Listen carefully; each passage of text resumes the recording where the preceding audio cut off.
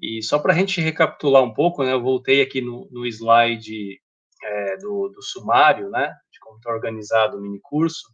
Então, basicamente, aí os 4 primeiros tópicos, né, a gente conversou ontem, né, uma introdução na ideia do que é análise de sobrevivência, né, que é nada mais que tem por objeto aí o tempo, né, e está relacionado com o tempo até um evento de interesse, né, e que como a gente está estudando o tempo, né,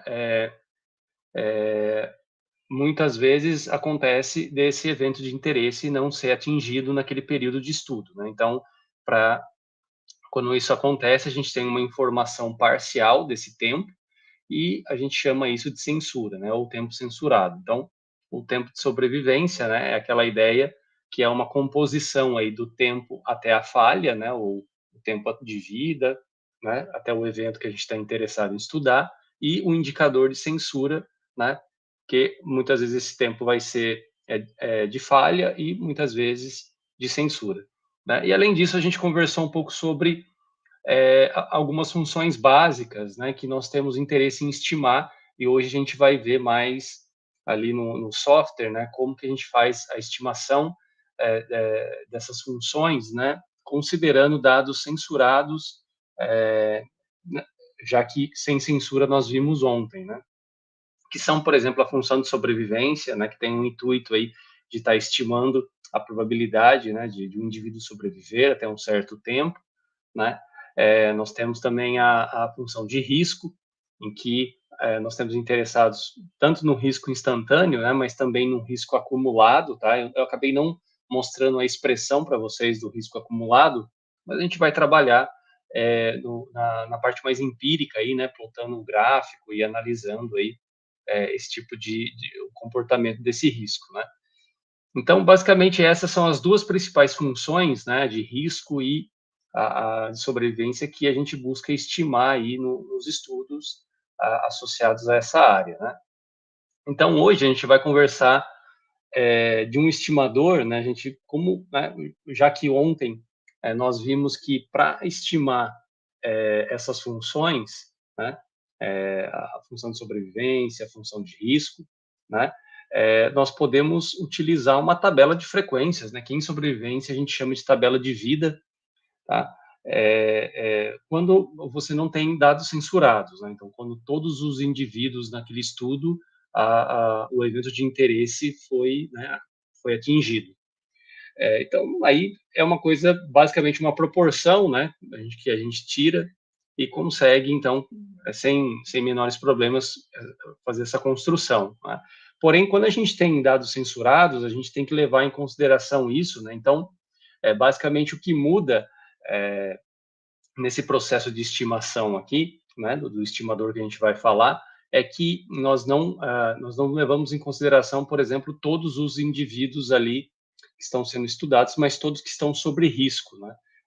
Sobre risco a gente entende aqueles que ainda não falharam e também não são censura, né? Eles aí estão sobre risco, quer dizer, podem eventualmente atingir o tempo de falha, tá? E é chamado, então, de uma estimação não paramétrica, né, no sentido de que é, isso não depende, né, da distribuição de probabilidade do tempo, tá? Então não vai ter nenhum parâmetro aí envolvido, tá? E associado a isso, a gente vai pensar, vai, né, tentar finalizar como que nós fazemos para comparar curvas de sobrevivência, né? Então, a gente pode ter um estudo, um ensaio clínico, né, aleatorizado, na qual a gente quer testar duas drogas, e aí, será que por meio, né, das curvas de sobrevivência, a gente pode estar comparando, né, para dizer que uma droga A é melhor que uma droga B para mais efetiva, né, para um certo tipo de tratamento, tá? Então, essa comparação, né, sai, em geral, a partir da estimação da função de sobrevivência via um estimador específico, né, que a gente vai conversar agora, né, só vou voltar para o slide lá, que é o estimador chamado aí de Kaplan-Meier, tá? Então, esse estimador, né, é também chamado estimador produto limite, a gente vai ver isso por quê, tá? Mas ele foi proposto, né, por esses dois autores aqui, por Kaplan e pelo Paul Meier, né, em 1958, tá? e ele é um das referências mais utilizadas aí, acho que não só na área, né, de sobrevivência, com certeza, mas acho que de toda a área da estatística, tá? É um dos mais citados, né, mais procurados, né? Se eu fiz um levantamento esses dias, esse artigo, né, de 1958 do Kaplan-Meier tem aproximadamente aí 65.500 citações, né? Porque ele é muito utilizado para esses dados, né, de tempo de vida que está associado com a área médica, que é uma área muito procurada, né, muito estudada. Muitas pessoas ao redor do mundo aí estudam dados clínicos, né, médicos, e que em algum momento está se pensando no tempo, né, no tempo até um evento de interesse. Então, é um estimador famosíssimo aí, né, talvez um dos artigos mais citados aí, né, pegando todas as áreas da estatística, né? Tá? E a ideia, basicamente, dele, né, agora é tentar incorporar a censura, né, esse efeito aí dos dados censurados nessa estimação, para que a gente possa estar estudando de forma completa, né? Porque se não fizesse, se a gente não incorporar a censura, né, a gente vai observar, né, principalmente nos exemplos do R, como que as estimativas, né, principalmente a estimativa você quer estimar o tempo mediano, né, ou a probabilidade de sobrevivência, elas ficam viesadas, né, ou elas ficam superestimadas ou subestimadas quando a gente acaba ignorando ou excluindo os dados censurados, né? Então, a ideia é que a gente pensar aqui nessa probabilidade de sobrevivência, né, até um certo tempo t, né, que é justamente essa ideia, né? A função de sobrevivência é definida isso, como a probabilidade de sobrevida, né, pensando num tempo especificado, tá? Então, a gente vai imaginar que essa probabilidade de sobrevida nada mais é a gente vai considerar ela, né, como a sobrevivência até um certo tempo, e que isso seja independente da sobrevivência dos outros tempos que a gente tem, né? Então, num tempo T1, num tempo T2, num tempo T3, né, a gente vai pensar que a sobrevivência até aquele ponto, né, vai ser independente do outro, tá? E a partir disso, o que a gente assume, né? Como consequência, se você quiser estudar um tempo especificado, né, TM, TK, um T de KTJ, por exemplo, né? A gente vai observar que essa probabilidade vai ser o produto das probabilidades nos tempos anteriores, né? Já que a gente está assumindo essa independência, né? Então, foi um artifício que eles utilizaram para poder, né, facilitar também os cálculos aí. Tá, então, a gente supõe, né, que existam aí N pacientes ou N indivíduos num estudo e que a gente tem M falhas. Tá? Claro, essas falhas, né, menor ou igual aí a quantidade de indivíduos. Né? Claro que aqui a gente está pensando que se M for menor do que N, então significa aí que tem dados censurados, né? E se eles são iguais, obviamente todos são atingir o tempo de falha. Tá? E os tempos a gente vai pensar numa ordem, né? Então você tem primeiro um T1, já que a gente vai pensar na probabilidade, né, de 0 até T1, depois de entre T1 e T2, né, a gente vai estar pensando na probabilidade de sobrevida até um certo tempo especificado. Né? Então imagina que a gente pode parcionar aqui os tempos dessa maneira, né? T1 menor que um T2 até um TM, né? TM seria o último tempo aí de falha. Tá? E aí a gente considera algumas coisas, né? Por exemplo, esse N de TJ seria o número de falhas, né? Ou seja, o número de pessoas, de indivíduos que atingiu o evento de interesse até o TJ, né? O tempo TJ especificado. O R já é o que a gente estava pensando, o R de TJ, que é o número de observações em risco, né? Então agora a gente considera não só o número total de indivíduos aí, tá? Mas a gente vai considerando aqueles que estão sobre risco. Essa que é a diferença do que a gente fez, por exemplo, para ontem, tá? E aí a gente pensa na probabilidade de sobrevivência, né? Que ela vai ser estimada então como pelo número de indivíduos que sobreviveram, né? Né? Então a gente pensa naqueles que sobreviveram até aquele ponto, dividido por todos, né? Pensando na proporção aí daqueles que estão em risco.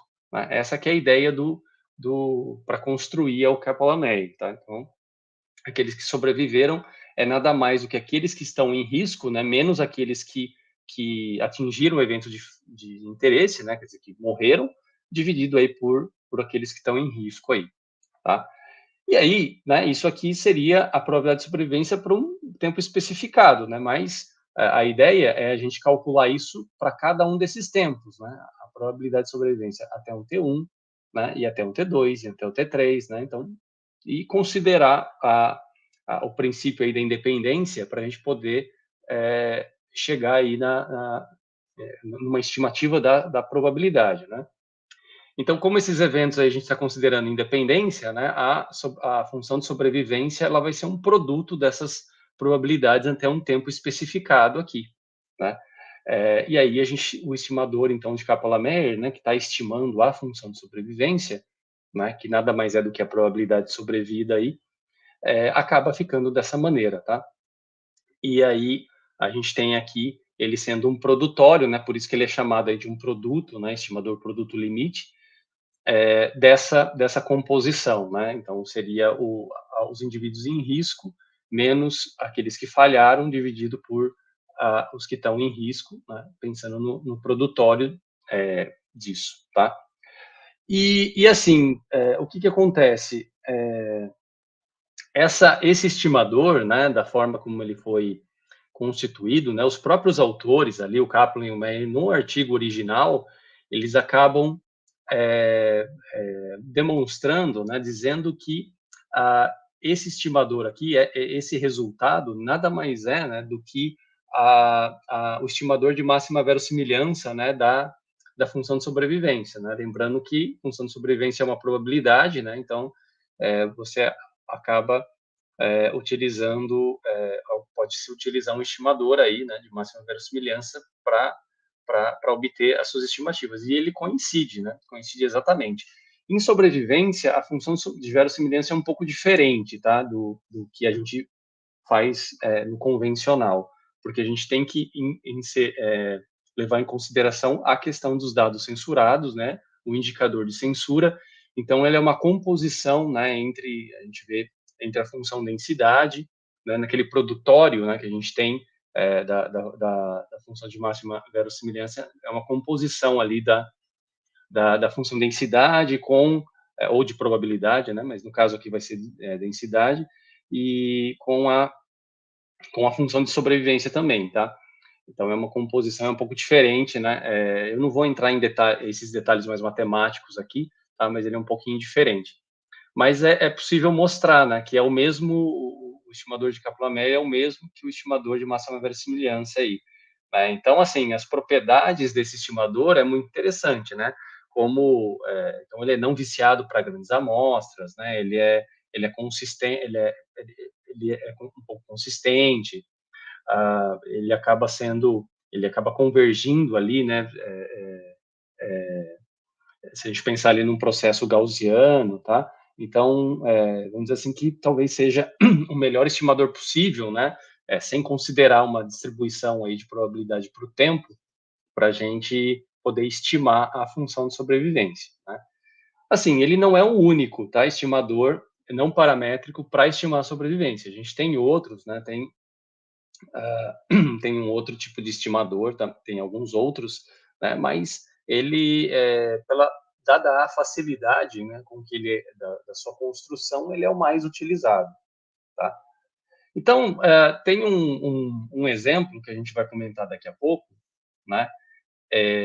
Que é o seguinte, né? Então, agora nos dados, né, a gente vai acabar inserindo a censura, né? Só lembrando, tá, que até mesmo no artigo original do Kaplan-Meier, eles citam isso, que se você tem dados sem censura, o estimador de Kaplan-Meier, né, essas estimativas da função de sobrevivência, ela acaba coincidindo com as estimativas que a gente obteve ontem, né, da tabela de frequência, a tabela de vida, tá? Então, se não tem censura, né, os dois estimadores, as duas formas, né, as estimativas coincidem, tá? Né? Então, Aqui a gente tem, então, dados fictícios, tá, que eu trouxe aqui, né, um conjunto de dados aqui que você tem 21 pacientes, né, com uma doença, com a AIDS, né, e você teve 15 óbitos, né, e aí a gente tem aí 6 censuras indicadas, né, pelo mais, tá? Então, muitos problemas, né, muitos problemas que a gente observa de tabela de dados, né, em sobrevivência, vem com essa cara aqui, né? Então, o dado que é censurado, ele tem um mais aqui, né, que significa aquelas ideias da censura, né, em algumas situações o indivíduo se curou, né, não é essa, mas em outras ele acabou abandonando o estudo, ou por muitas vezes o paciente acaba vindo a óbito, mas por outro motivo que não está relacionado com a doença aqui, que é o interesse, né? Tá? Então, então, lá no R, né, se a gente indo aqui para o R, para ver esses dados, tá? Eu vou abrir aqui, tá? Deixa eu só pegar aqui isso. Pronto. Ó. Então, aqui a gente está no R, né, naquele arquivo inicial, tá? Dos conceitos iniciais que a gente viu ontem, né? A gente viu aqueles dados do IPEC e os dados de HIV sem censura, né? A gente vai tentar fazer todos aqui, né? Mas vamos iniciar por esse exemplo que tá escrito como dados AIDS, né? Com censura, tá? Então aqui estão os tempos, né? Como são poucos tempos, eu acabei então também construindo isso na mão, tá? Sem precisar né, de escrever isso numa planilha aí de Excel e tal, né? Então a gente tem aqui o tempo, né, que são todos os tempos aí como eles estão descritos naquela tabela, tá?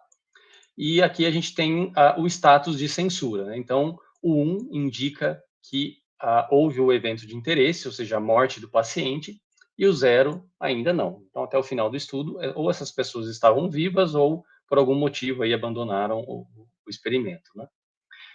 O estudo, tá? E tá naquela sequência, né? Então, por exemplo, aqui, né? O primeiro paciente que morreu aqui em 16, aqui se eu não me engano deve ser meses, tá? Acho que é isso, né? O 16, agora não me lembro se são dias ou meses, tá, pessoal? Mas enfim, o 16 então associado com a falha, o 18 também falhou, né? 21, esse primeiro 21 é um dado censurado, o segundo 21 é falha, né? E assim por diante. Então a gente compila aqui esses dois vetores, né? E aí lembra que para a gente ter o tempo de sobrevivência a gente precisa combinar esses dois vetores aqui, né? Uma forma de fazer isso é utilizar a função serve, né? Que vem lá do pacote do survival, tá? Então eu só vou requerer aqui o pacote, né? Para a gente não ter nenhum problema, tá? Então a função serve, né? Se a gente combinar aqui o tempo com o status, a gente vai ter essa sequência aqui de valores e dados, né? Que vai estar exatamente igual a daquela tabela, a tabela que está nos slides, né? E aí para a gente realizar, né, construir o estimador de Kaplan-Meier, tá? Primeiramente, a gente vai tudo pelo pacote Survival é possível fazer isso, né? Mas depois eu vou acabar mostrando para vocês num outro arquivo, né?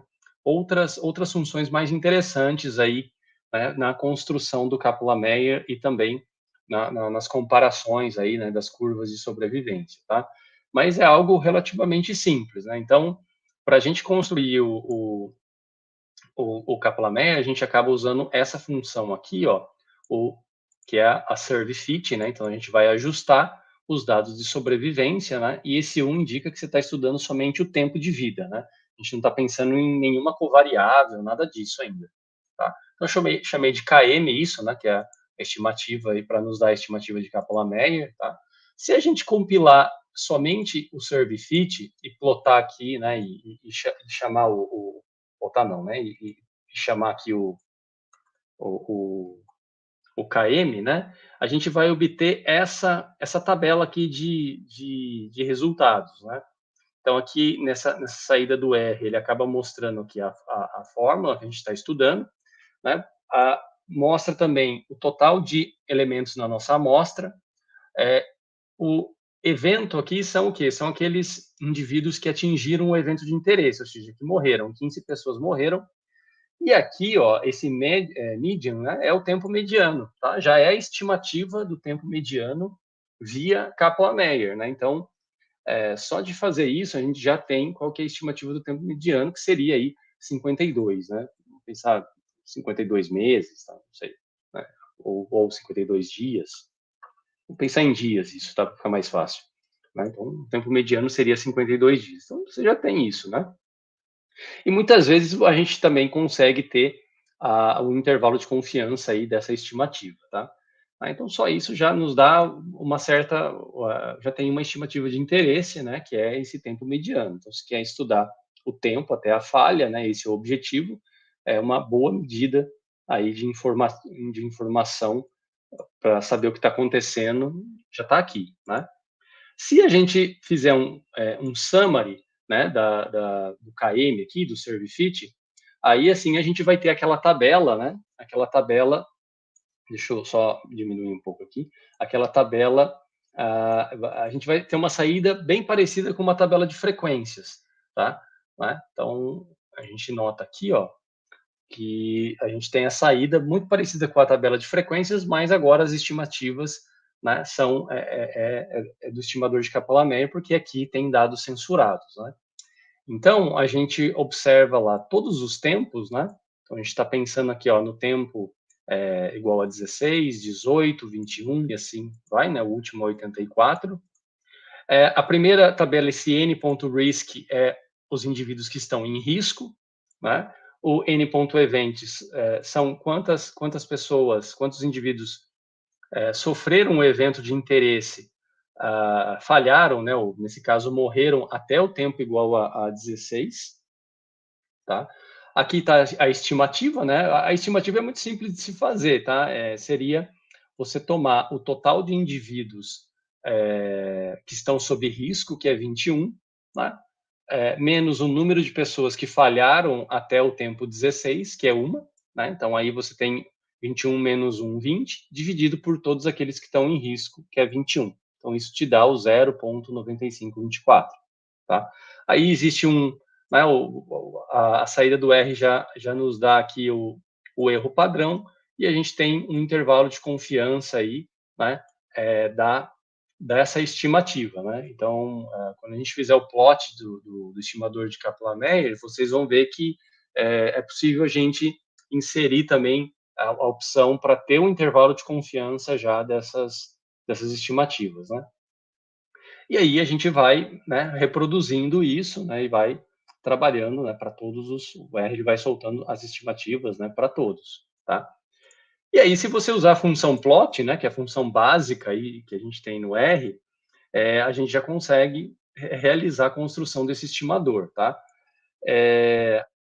Aqui a gente tem a opção de colocar o intervalo de confiança, tá? Mas eu vou deixar como sem ele, né? Porque nessa saída do plot ele visualmente não fica muito legal, tá?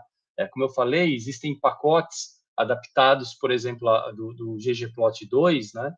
Que fazem uma construção do Kaplan-Meier visualmente mais agradável, né? E também um intervalo de confiança visualmente parece mais interessante, tá?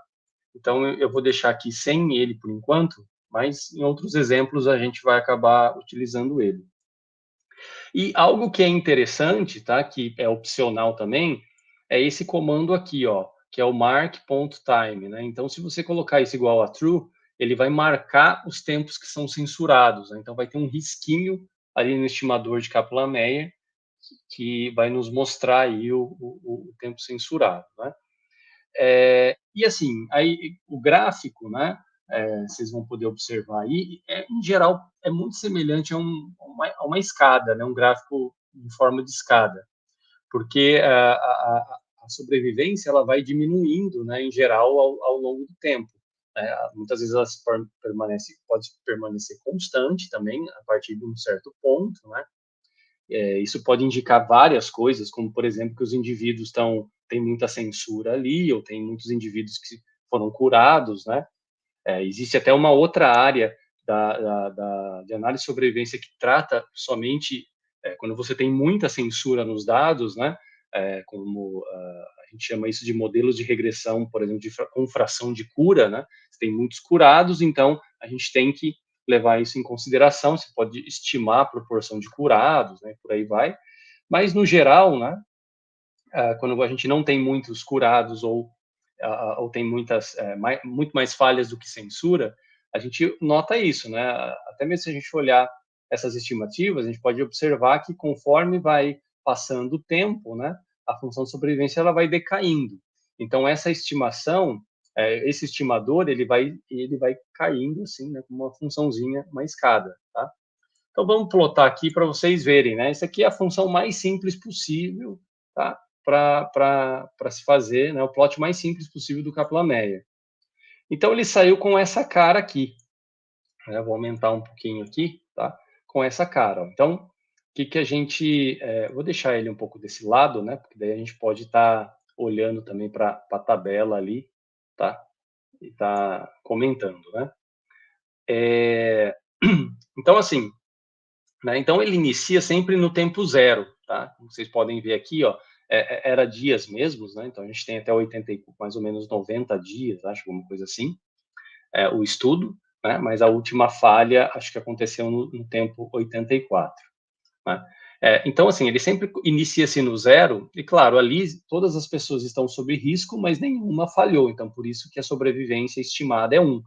E ela vai permanecendo 1, né, até o ponto 16, né, mais ou menos aqui o ponto 16, onde tem uma falha. Tem uma falha, então aí a estimativa, então cai, né, a escadinha cai, aí vai formar o degrau, né, vamos dizer assim, porque aí houve uma falha, então a estimativa da função de sobrevivência naquele ponto já não é 1, né, vai ser lá o 0,9524, caiu.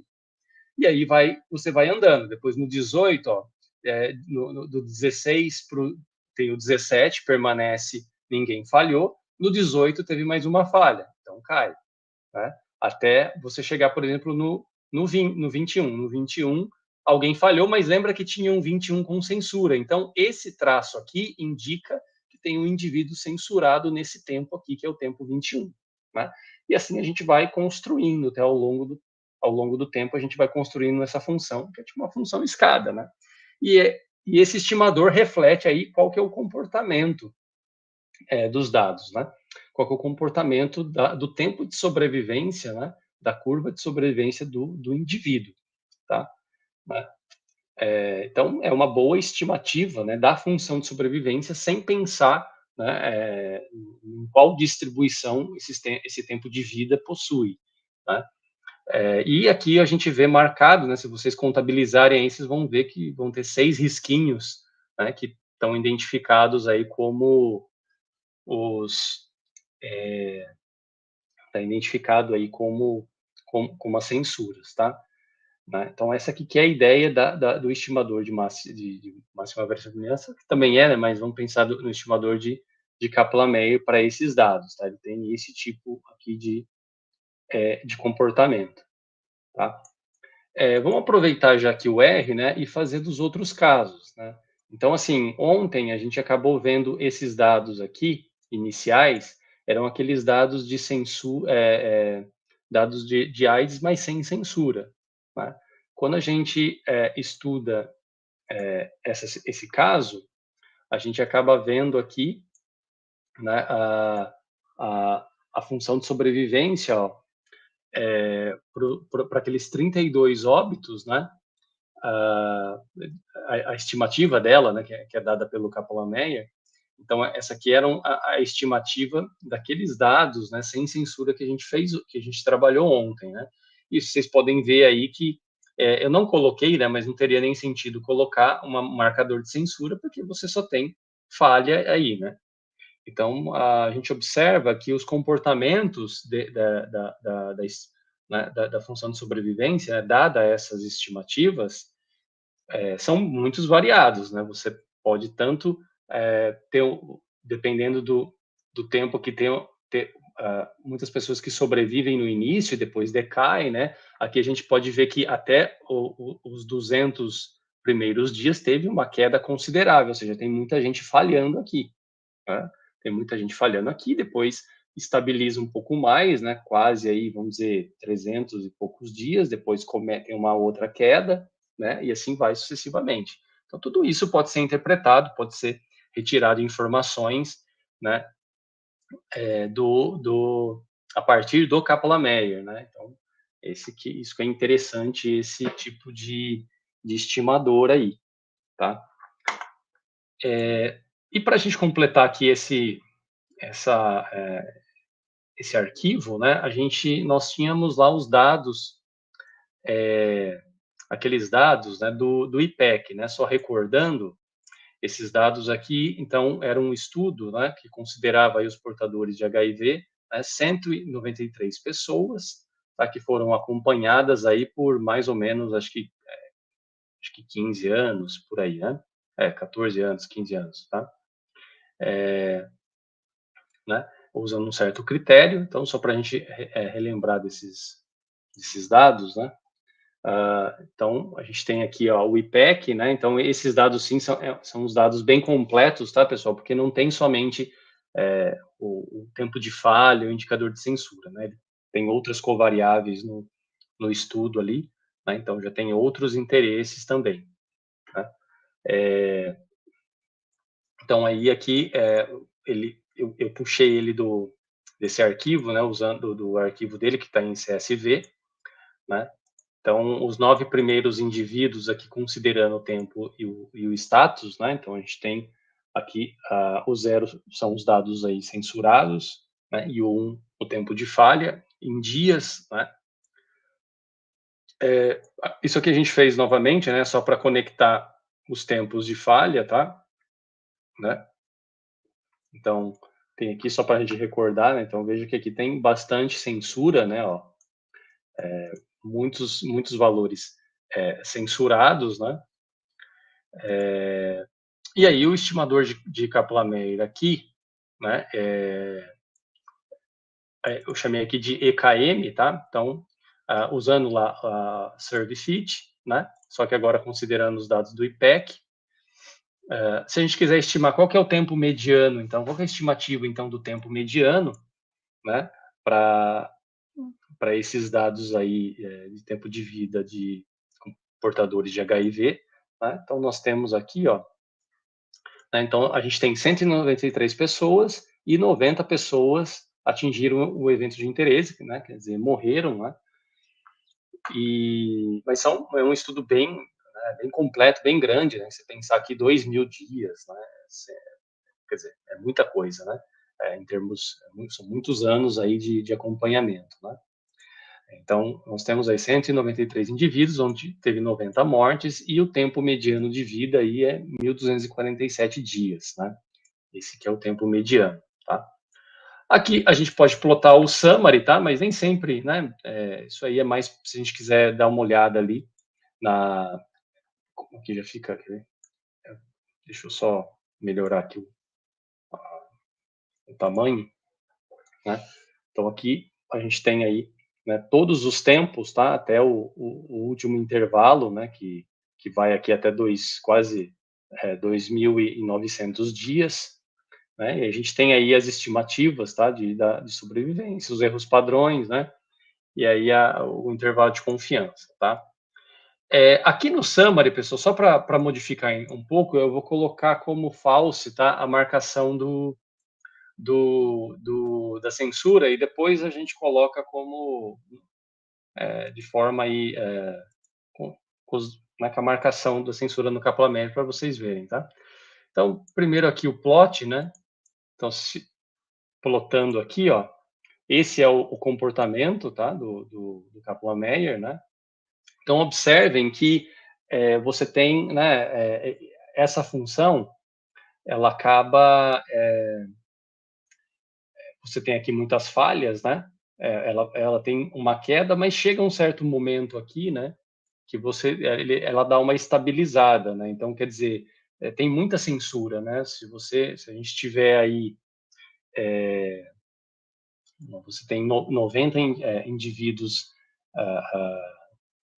que atingiram o evento de interesse, né, de 193, quer dizer, tem um pouco mais de 100 indivíduos que foram censurados.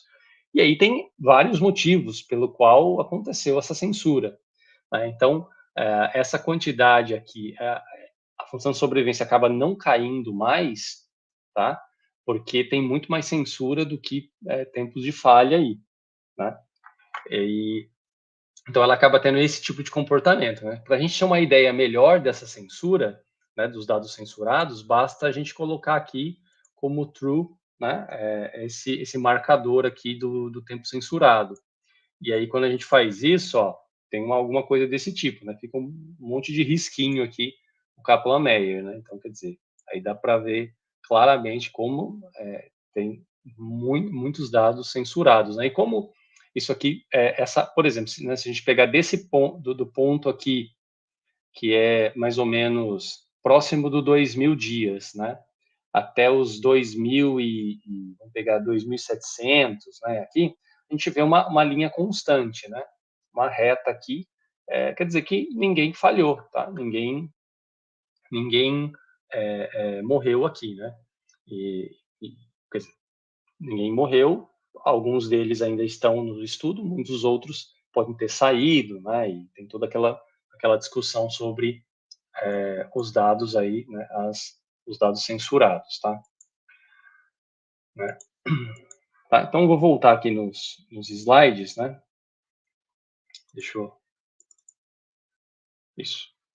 Tá, então, voltando aqui, né? Nos slides vocês vão poder ver essas tabelas, tá? Então, aqui tem, ó, o que o R solta, né? É basicamente uma saída do R, em que a gente tem lá os tempos, né? O estudo até o certo tempo, 16, o 18 e assim por diante. Os indivíduos em risco, os indivíduos que falharam e as estimativas aqui via Kaplan-Meier, né? Então, tá aqui aquele primeiro gráfico que a gente fez, né? Sobre os 21 pacientes com AIDS, né?